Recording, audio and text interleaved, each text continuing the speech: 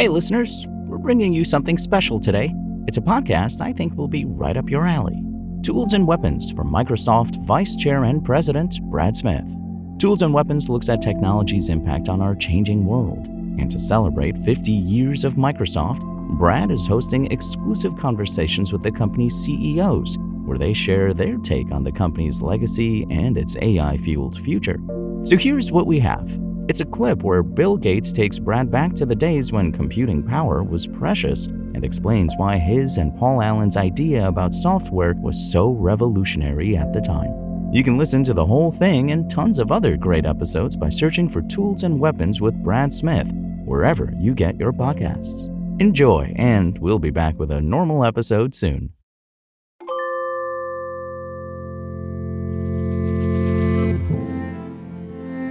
Now, one of the interesting sort of recurring storylines from Lakeside and then your student years at Harvard was computer time was scarce.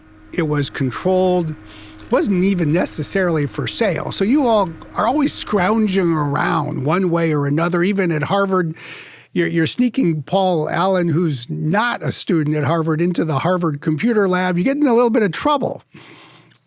What was that piece of the experience like? Yeah, it's hard to think now when you let your personal computer sit there idle. All those processing cycles. Back in my youth, hearing, some lab had a computer that wasn't being used from midnight to 3 a.m., I would get up and, try to get in there and get access. So we did anything because they were kind of expensive, but that's, what we needed computer time to try out our software development. And so that's when the microprocessor comes along. We say, wait a minute, this whole thing about computing being expensive is going to come to an end. And maybe because we were so young or just the mathematical concept of exponential improvement, somehow we saw that in a way. And Paul deserves credit because he was the one reading all the hardware and chip things and telling me that Moore's Law was doubling every 2 years. And I was the one who said, wait a minute, that's like the grains of sand on the chessboard. The numbers get very big very quickly. That's, and I literally use the word free computing, which will mean it'll be used millions of times more. And the only thing that will limit that is what kind of software is available to help you get jobs done. And that's where we thought we could come in. And you and Paul founded this company, Micro-Soft, micro for the microcomputer, soft for software, as you said earlier, on a dream.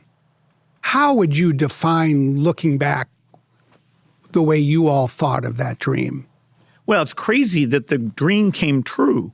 I mean, now when I say a computer on every desk and in every home, people are like, well, what's so revolutionary about that? We actually made it come true. No, it's wild that, take the 7 most valuable companies in the world. I know all these people. It was car companies and oil companies. And now, they're way down the list. And, the company Steve Jobs built or, Mark Zuckerberg, Jeff Bezos, people who came in a little later, but had this same dream that something magical was happening with software.